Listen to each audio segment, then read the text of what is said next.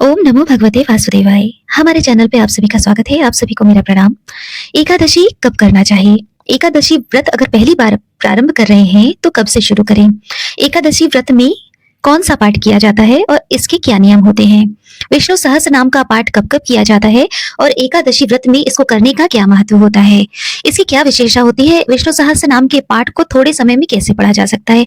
इन सभी सवालों के जवाब के साथ एकादशी के इस वीडियो के साथ हम आपके सभी सवालों का जवाब देने का प्रयास करेंगे। हमारे चैनल पे आपका स्वागत है। पसंद आए तो हमारे चैनल को लाइक सब्सक्राइब अवश्य करें।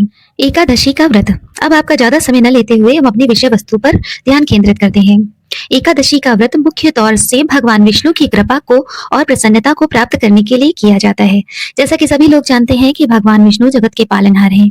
एकादशी का व्रत करने से मनुष्य के सभी पाप नष्ट हो जाते हैं और कई जन्मों के पापों से मुक्ति मिलती है।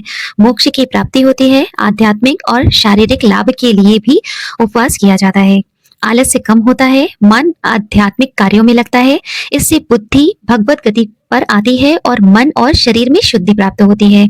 संतान की उन्नति होती है, ऐसा भी माना जाता है। एकादशी का व्रत निष्काम भाव से या किसी विशेष इच्छा की पूर्ति के लिए भी किया जाता है। अगर आप किसी साधारण भाषा में कहें, अगर आप किसी मन्नत मानकर या किसी मनोकामना को सिद्ध करने के लिए भी एकादशी का व्रत करते हैं, तो भी आप एकादशी का व्रत उठा सकते हैं। इस दिन भगवान विष्णु और माता लक्ष्मी की पूजा का विधान है। जो एकादशी व्रत करता है उससे भगवान विष्णु और माता लक्ष्मी की विशेष कृपा प्राप्त होती है। कई लोग पूर्वजों के उद्धार के लिए भी इस व्रत को रखते हैं। एकादशी के व्रत को करने का कलयुग में बहुत महत्वपूर्ण फल प्राप्त होते हैं। अब हम अपनी दूसरे विषय वस्तु पर चलते हैं कि एकादशी का व्रत कब से आरंभ करें। अगर हमारी इच्छा है कि हम एकादशी का व्रत शुरू करें तो हम कब से शुरू करें? तो एकादशी का व्रत शुरू करने के लिए सबसे शुभ समय मार्गशीर्ष माह की कृष्ण पक्ष की एकादशी, जिसे उत्पन्ना एकादशी भी कहते हैं। आप की समझ के लिए मैं बता दूं कि यह दिवाली के बाद देव उठनी एकादशी हो जाती है। उसके बाद जो एकादशी पड़ती है उसे उत्पन्ना एकादशी कहा जाता है, क्योंकि पौराणिक कथाओं के अनुसार इसी दिन एकादशी की उत्पत्ति हुई थी।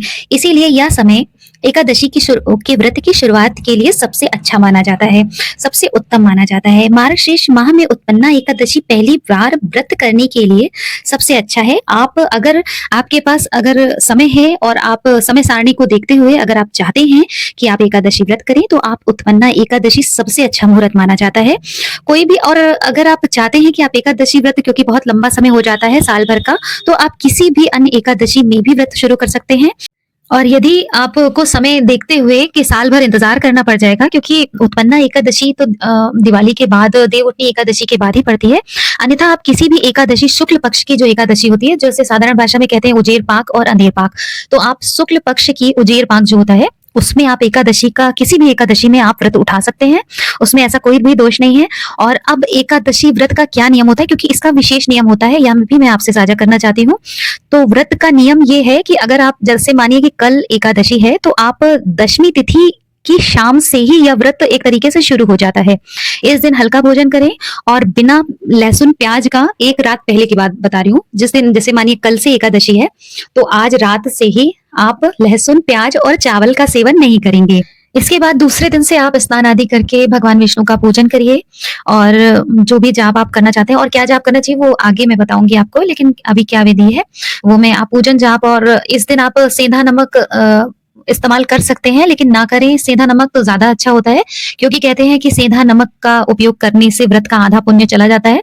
अगर आपको आवश्यकता है और आप व्रत नहीं रह सकते हैं तो आप सेंधा नमक का प्रयोग कर सकते हैं, क्योंकि शिव जी की पूजा में नमक का प्रयोग, सेंधा नमक नहीं खाते हैं, लेकिन विष्णु जी की पूजा में आप खा सकते हैं। तो आप शाम तक आप जैसे भी फलाहार और खा के आप जैसे व्रत रखते हैं, नॉर्मल व्रत आप ऐसे रखिए। फिर उसके बाद जब दूसरा दिन आता है तो आपको चावल से ही, अगर आप पहला अनाज खा रहे हैं तो आप चावल से ही पारण करेंगे। दूसरे दिन आप 2 बार ही अनाज खाएंगे। ये नियम होता है एकादशी का, जो विशेष नियम होता है। मैं बहुत साधारण भाषा में आपको बताने का प्रयास कर रही हूँ। दूसरे दिन 2 टाइम ही अनाज खाया जाता है और आप पारण करें किसी अनाज से, तो आप पहले चावल से ही पारण करें। द्वादशी के दिन की बात बता रही हूँ मैं, द्वादशी में पारण किया जाता है और आप चावल से पारण करें। अन्यथा आप सुबह चाय या कुछ भी ले सकते हैं, दूध दही का सेवन कर सकते हैं, फल फूल ले सकते हैं। फिर शाम को आप एक बार अनाज खा लें, दोपहर में आप एक बार अनाज खा लें, क्योंकि 3 बार अनाज खाने से व्रत का जो पुण्य है वो त्रिजटा ले जाते हैं। अब ये त्रिजटा कौन है? ये अलग विषय है। उसके लिए मैं दूसरा वीडियो बनाऊँगी, लेकिन इसका पुण्य फल नहीं मिलता है अगर आप 3 बार अनाज का सेवन करते हैं। व्रत के दौरान आप अगर कोई जाप नहीं कर सकते तो आप बहुत साधारण सा एक मंत्र है, ओम नमो भगवते वासुदेवाय। इस मंत्र का दिन भर आप मन में भी जाप कर सकते हैं, उसका उतना ही पुण्य मिलता है। यह एक बहुत शक्तिशाली मंत्र है, छोटा सा है। और आगे के एकादशी के दिन कौन सा पाठ करना सबसे, क्योंकि विष्णु भगवान को समर्पित होता है एकादशी व्रत, तो विष्णु सहस्त्र नाम का पाठ करना सबसे सर्वोत्तम माना जाता है। तो आप विष्णु सहस्त्र नाम का पाठ भी कर सकते हैं, बहुत शक्तिशाली जाप है। मैंने विष्णु सहस्त्र नाम के जाप का वीडियो बोलकर खुद भी डाला हुआ है अपने चैनल पे, जिसका लिंक मैं डिस्क्रिप्शन में दे दूंगी, आप उसका श्रवण भी कर सकते हैं विष्णु सहस्त्र नाम का। अन्यथा आप पढ़ना चाहें तो आप विष्णु सहस्त्र नाम को पढ़ भी सकते हैं। और विष्णु सहस्त्र नाम का 2 लाइन में भी पुण्य मिल जाता है। वह भी मैंने अपने राम रक्षा स्तोत्र की 2 लाइनें हैं, वह भी मैंने अपने अलग वीडियो में शेयर किया है। अगर आप हमारे चैनल पे जाएंगे तो वो भी आपको मिल जाएगा। राम रामेति रामेति रमे रामे मनोरमे सहस्र नाम ततुल्यम राम नाम वरानने। ये 2 लाइन का मंत्र है जो विष्णु सहस्त्र नाम के पुण्य के बराबर होता है, और जिसपे मैं ऑलरेडी वीडियो बना चुकी हूँ। अन्यथा आप ओम नमो भगवते वासुदेवाय का दिन भर जाप करें। अन्यथा 11, 21, 51, 108 जाप तो अवश्य करें। अगर आप व्रत हैं तो थोड़ा सा समय ईश्वर को जरूर दें। अन्यथा आप मन में भी जाप कर सकते हैं, तो इसका बहुत अच्छा फल मिलता है। आप किसी संकल्प के तहत अगर व्रत को उठा रहे हैं तो उसके लिए संकल्प मन में कह के व्रत उठाइए।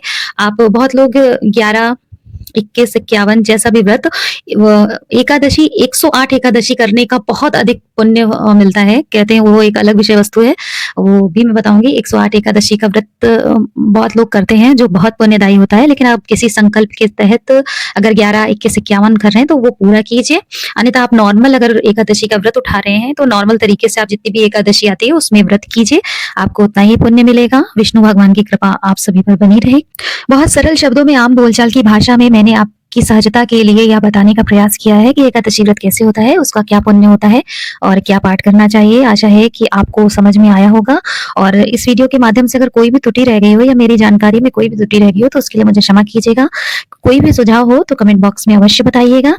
और आगे आप किस तरह का वीडियो देखना चाहते हैं वह भी जरूर बताइएगा। विष्णु सहस्त्र नाम पर और विष्णु भगवान पर बृहस्पतिवार व्रत कथा ऑलरेडी हमारे चैनल पर मौजूद है, जिसका लिंक मैं डिस्क्रिप्शन में दे दूंगी। और पसंद आए तो हमारे चैनल को लाइक, सब्सक्राइब करें। इतना बहुमूल्य समय देने के लिए हृदय से धन्यवाद।